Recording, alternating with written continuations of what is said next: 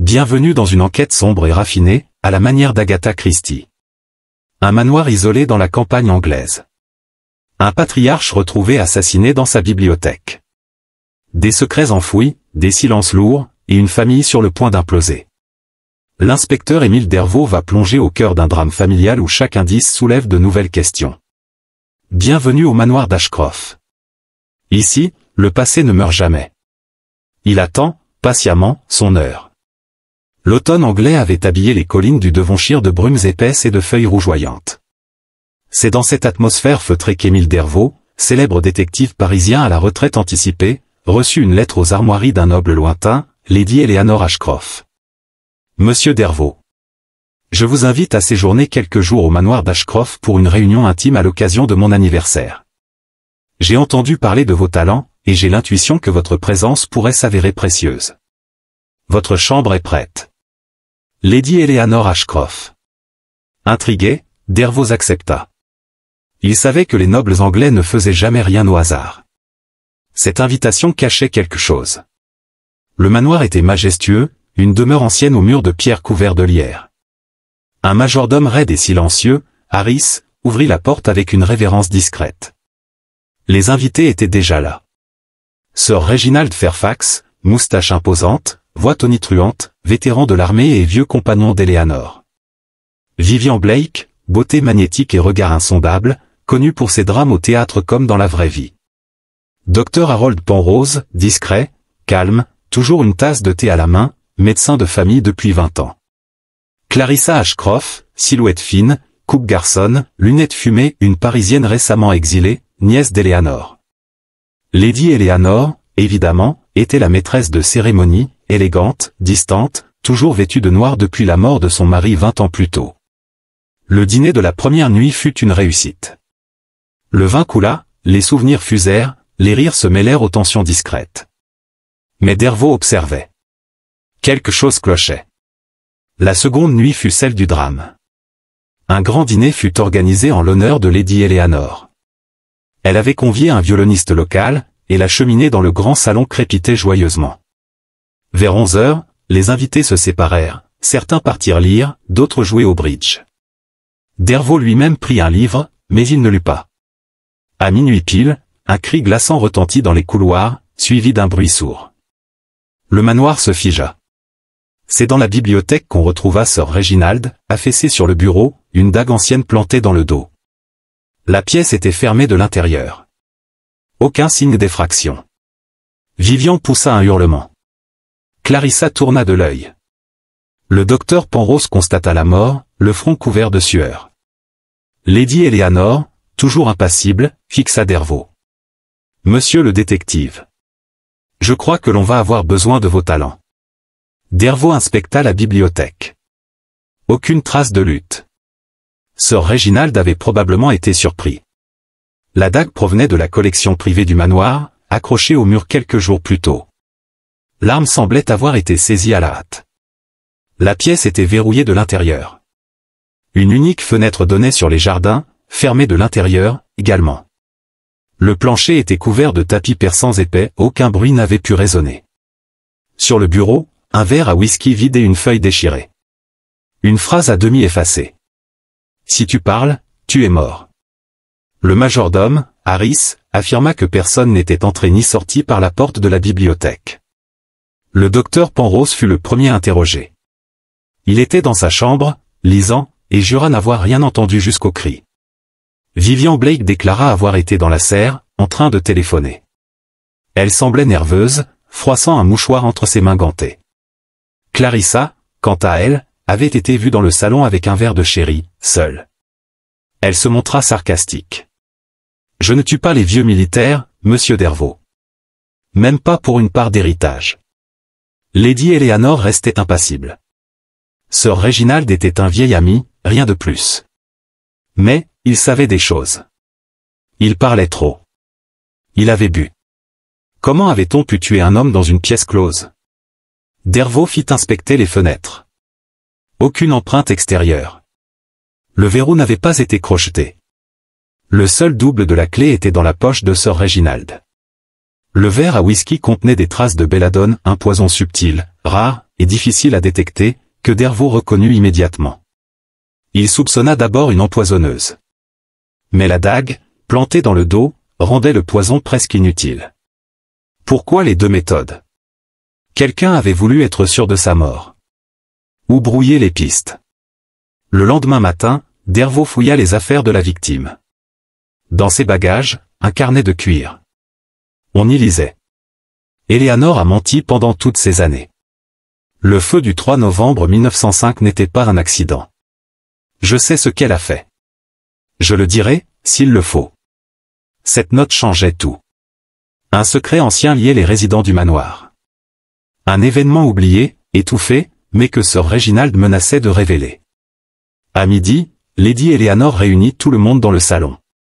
Ce manoir a connu plus de secrets que de saisons. Si vous croyez que la mort de sir Reginald m'étonne, détrompez-vous.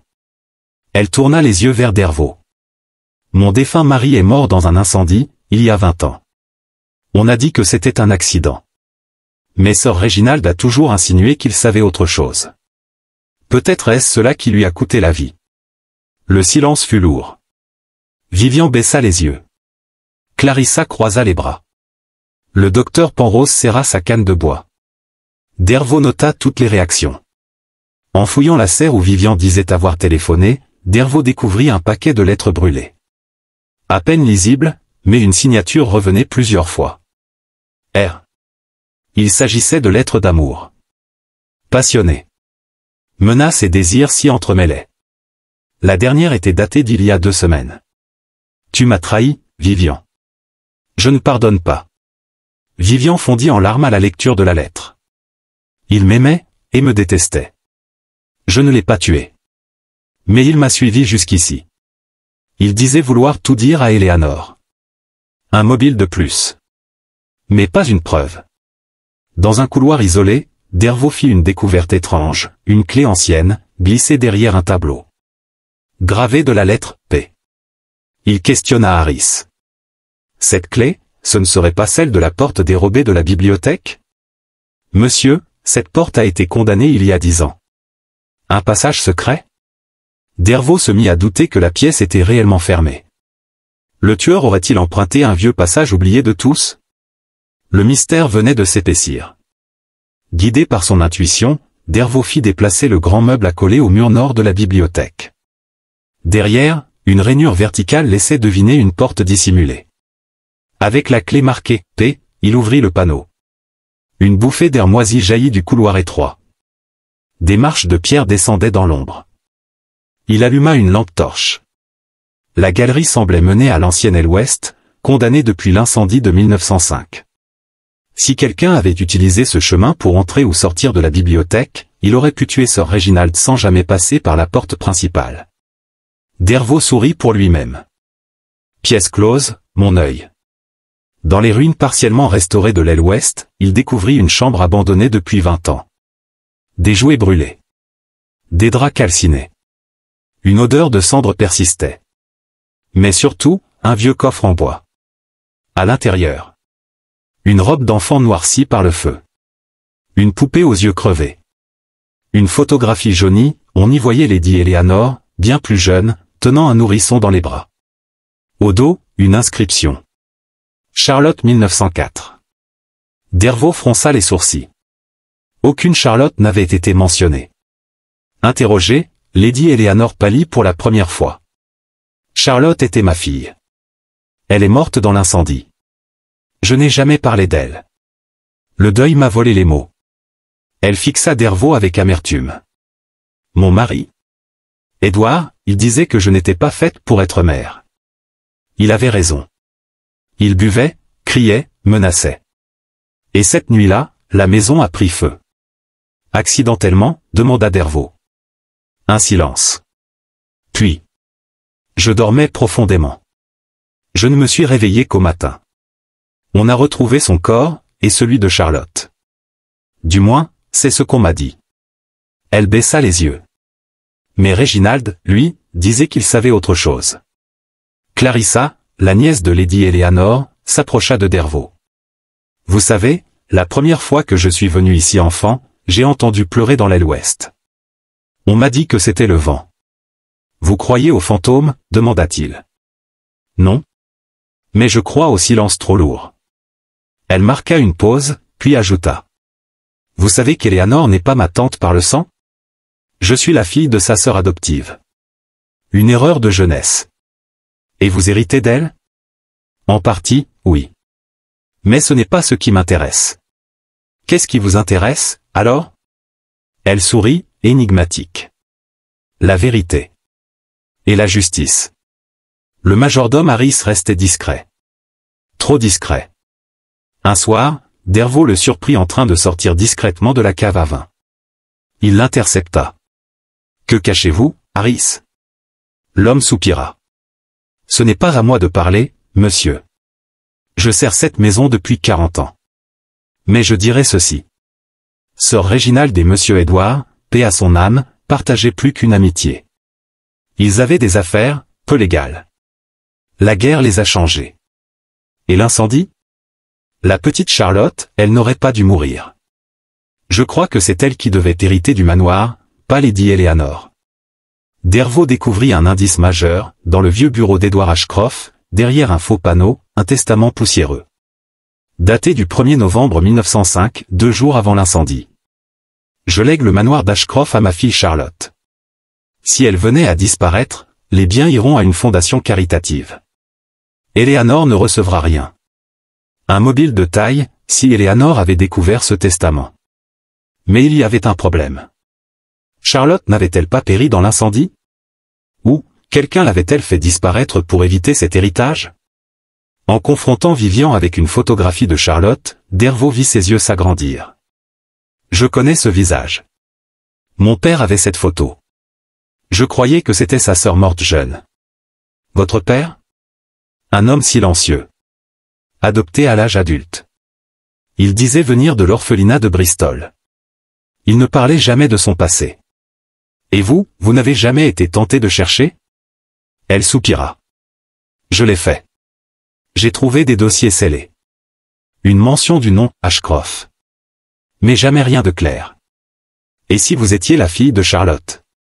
Vivian éclata de rire nerveusement. Vous voulez dire, que je suis l'héritière légitime? Peut-être. Ou peut-être que vous l'avez découvert avant de venir ici. Le lendemain, une nouvelle stupeur frappa le manoir.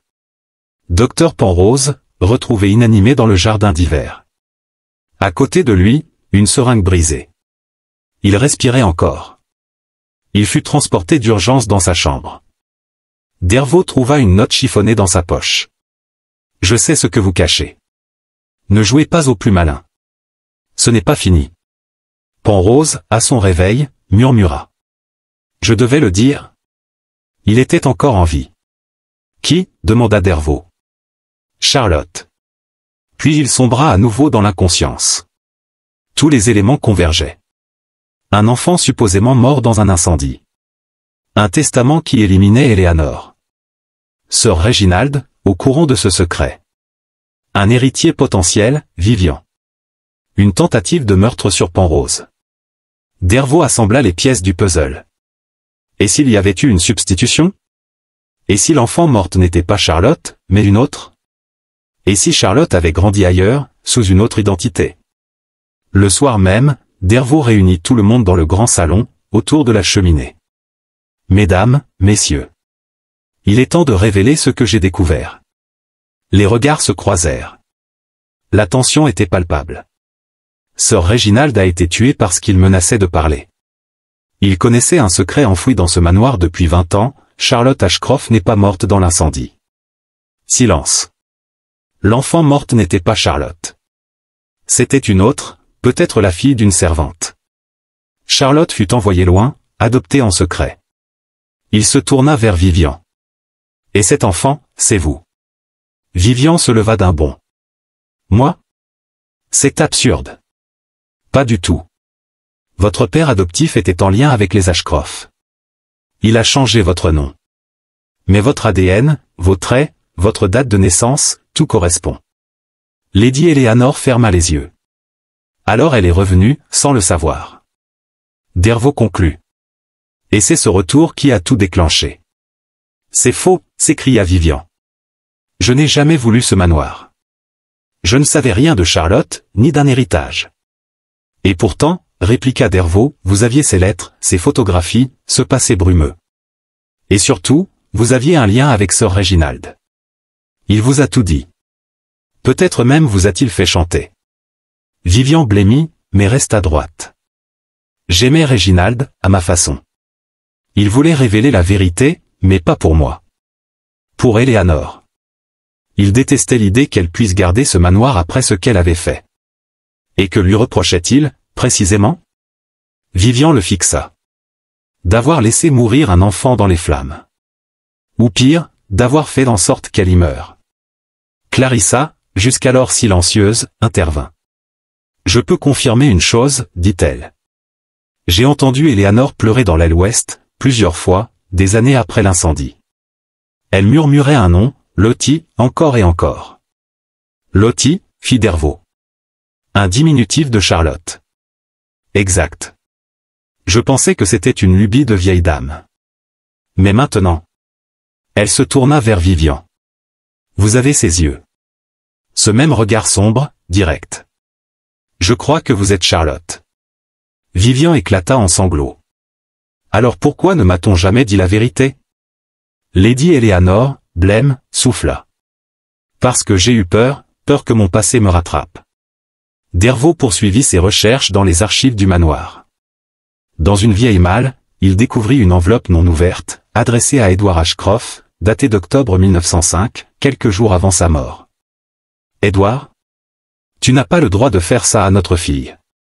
Tu veux la confier à ces gens de Bristol, la rayer de ton testament, l'éliminer pour ton confort?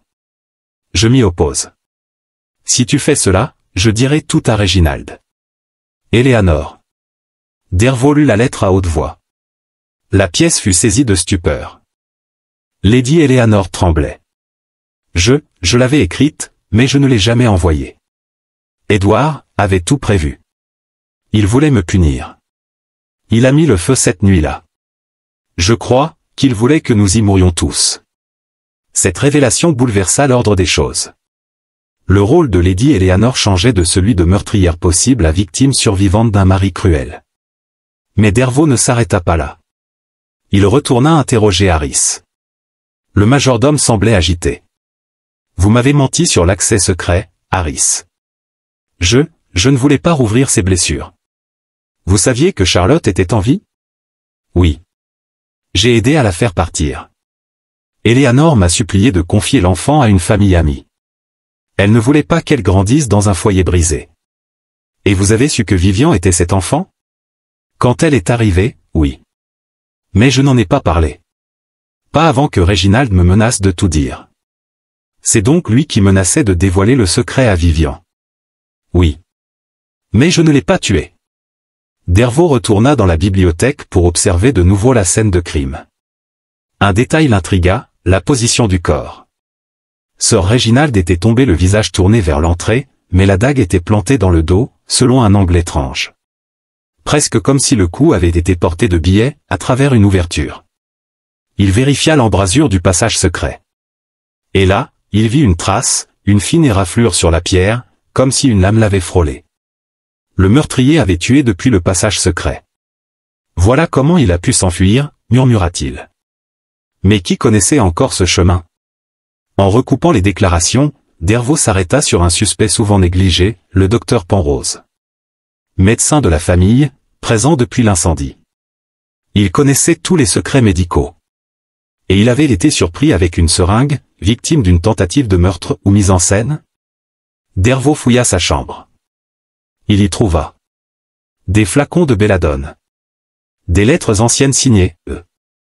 Et surtout, un carnet personnel. Il y lisait. Réginald menace de tout dire. S'il parle, Vivian apprendra. Éléanore perdra tout. Je dois agir. Dervaux réunit les invités une dernière fois. Le meurtrier est parmi nous, dit-il. Et ce n'est pas par vengeance, mais par obsession. Il désigna Penrose. Vous aimiez Éléanore. Depuis toujours. Vous l'avez vu souffrir. Vous avez accepté de taire le passé. Mais quand Réginald a voulu tout révéler, vous avez paniqué. Le docteur recula. C'est faux. Je voulais la protéger. Vous l'avez tuée pour elle. En passant par le passage secret. Puis, vous avez tenté de faire croire à une tentative d'assassinat sur vous-même. Penrose, défait, murmura. Éléanore ne saura jamais que je l'aimais plus que ma propre vie. Il fut arrêté, sans résister. Le manoir d'Ashcroft retrouva un semblant de paix. Vivian, désormais consciente de sa véritable identité, déclina l'héritage. Ce lieu est trop chargé de douleur. Je veux écrire, vivre, ailleurs. Lady Éléanore, profondément changée, lui offrit un médaillon appartenant à Charlotte. Tu es ce qu'il me reste d'elle. Pardon, pour tout. Clarissa repartit à Paris, libre d'un poids. Harris, toujours digne, resta au manoir. Et Émile Dervaux fit ses bagages. Avant de partir, il écrivit dans son carnet. Le passé ne meurt jamais. Il attend, en silence, le moment de frapper. Mais parfois, la vérité, aussi douloureuse soit-elle, permet à la lumière d'entrer. Émile Dervaux était de retour à Paris. L'affaire Ashcroft classée, il se consacrait à l'écriture de ses mémoires. Mais une lettre inattendue arriva par la poste, sans expéditeur. Vous croyez connaître toute la vérité. Mais il reste encore une pièce manquante au puzzle. Recherchez les carnets noirs d'Edward Ashcroft. Un témoin vous attend à Londres. C'est. Le sceau apposé au bas de la lettre était celui de la famille Ashcroft. Dervaux fronça les sourcils. Quelqu'un tentait-il de manipuler l'histoire? Ou avait-il vraiment manqué quelque chose? Il prit le premier train pour Londres. À Londres, une vieille femme du nom de Mrs. Cartwright l'attendait dans une pension décrépite. J'étais gouvernante au manoir jusqu'en 1905. J'ai vu des choses. Tenu des secrets. Elle lui remit un petit journal relié de cuir noir, jauni par le temps. Ceci appartenait à Edward Ashcroft. On m'a payé pour le garder caché. Dans les pages, Dervaux lut l'horreur. Charlotte n'est pas de mon sang. Éléanore a eu une liaison. J'ai voulu effacer cette trahison. Le feu était une purification. Un autre extrait glaça Dervaux. Je n'ai tué qu'un corps. L'âme, elle, était ailleurs. Réginald sait. Dervaux referma le carnet, le souffle court. Édouard avait voulu effacer une lignée qui n'était pas la sienne. Mais alors, qui était le véritable père de Charlotte? De retour au manoir, Dervaux interrogea Lady Éléanore. Elle fut d'abord muette, puis craqua. Réginald était le père. Mon unique folie, ma seule passion. Et Édouard l'a découvert? Oui. Il a tout détruit cette nuit-là. Mais Charlotte a survécu. J'ai supplié Harris de l'emmener. Penrose m'a aidé à maquiller la scène. Elle fondit en larmes. Réginald ne m'a jamais pardonné. Il m'a aimé, puis haï. Dervaux comprit alors, Penrose n'avait pas tué pour Éléanore. Il avait tué par jalousie. Réginald allait révéler qu'il était le père biologique de Vivian. Cela faisait de Vivian l'unique héritière, de droit. Penrose, incapable de supporter cette vérité, avait frappé. Au tribunal, Penrose refusa toujours d'avouer. Mais dans une lettre posthume retrouvée dans sa cellule après son suicide, il écrivait. J'ai vu l'ombre du passé m'engloutir. J'ai préféré l'éteindre avant qu'elle ne consume Éléanore. Je l'aimais. Qu'elle ne m'aime pas en retour était secondaire. Il avait agi en monstre, au nom de l'amour. La tragédie du manoir Ashcroft s'était jouée comme une pièce antique, avec passion, trahison, feu et sang. Mais une dernière énigme restait. Dervaux, obsédé, fit exhumer les restes calcinés de la fillette enterrée comme étant Charlotte. Une analyse ADN révéla, ce n'était pas elle.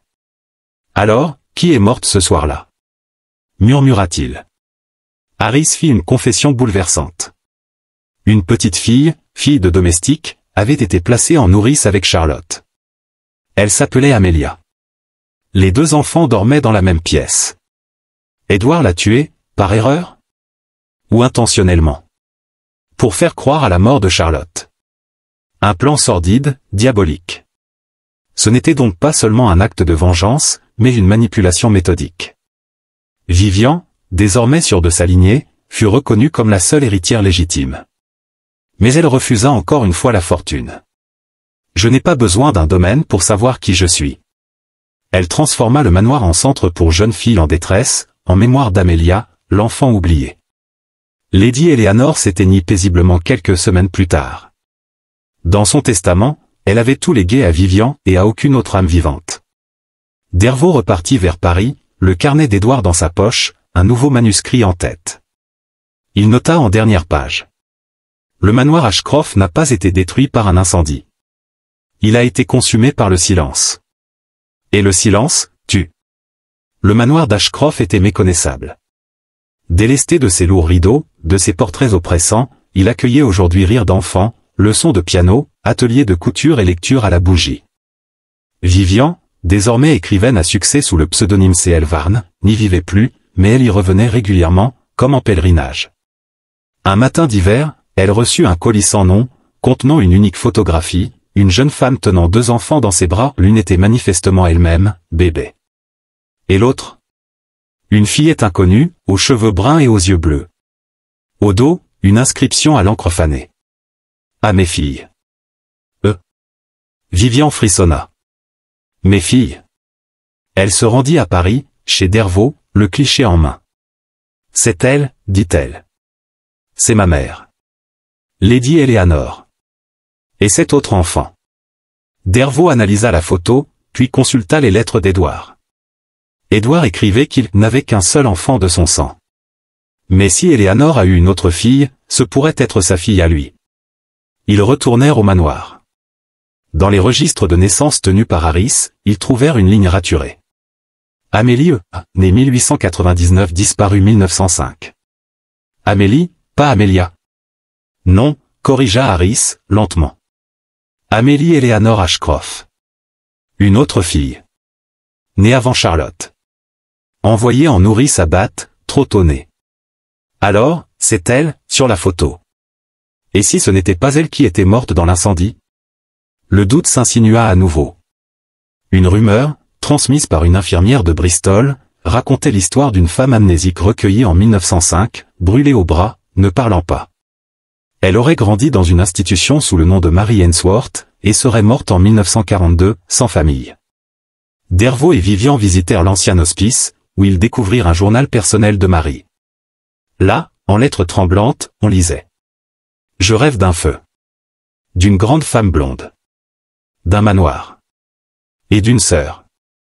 Vivian ferma le cahier, les larmes aux yeux. J'avais une sœur. Et elle est morte seule. Non, dit Dervaux doucement. Elle a survécu. Comme toi. Vivian décida de faire ériger une statue dans le jardin du manoir. 2 enfants qui se tiennent la main, les pieds nus sur l'herbe, face à l'aube. Pour Charlotte et Amélie, dit-elle. Pour celle qu'on a voulu faire taire. Dervaux, invité d'honneur à l'inauguration, prononça un discours. Il n'est pas de manoir si vaste qu'il puisse contenir à jamais les cris du passé. Mais il est des femmes et des hommes assez courageux pour les écouter. Quelques jours après, Vivian découvrit dans la bibliothèque un tiroir secret. À l'intérieur, un bijou ancien, en forme de clé. Un mot l'accompagnait. À celle qui verra au-delà des cendres. Cette clé ouvre la dernière chambre. R.A. Elle la montra à Dervaux. Ensemble, ils trouvèrent une porte dissimulée dans la cave, derrière un mur de vinyle poussiéreux. La clé tourna. Dans la pièce, une armoire. Et dans cette armoire, une malle. À l'intérieur, des lettres d'amour entre Eleanor et Reginald, des journaux de Charlotte enfant, un collier d'Amélie, et un testament manuscrit. Moi, Reginald Ashcroft, lègue l'ensemble de mes biens à mes filles, nées de l'amour et non du devoir. Vivian referma la malle. Elle n'avait plus besoin de preuves. Elle avait retrouvé son histoire. Épilogue l'encre et la mémoire. Vivian publia, Le manoir aux 2 filles, un roman inspiré de sa vie. Le livre fit le tour du monde, salué pour sa profondeur, sa douleur, et sa lumière. Émile Dervaux, désormais âgé, relut le livre sur une terrasse parisienne, un sourire mélancolique aux lèvres. Un journaliste lui demanda. « Avez-vous vraiment tout résolu, inspecteur ?» Tout ? Non. Mais ce n'est pas le rôle d'un enquêteur. Notre devoir, c'est de rouvrir les portes qu'on croyait à jamais closes. Ce sont les vivants qui, ensuite, doivent décider si le silence doit rester, ou s'effacer. Il leva les yeux vers le ciel d'un gris tendre. Et dans la lumière pâle du matin, les ombres du passé semblaient enfin, apaisées.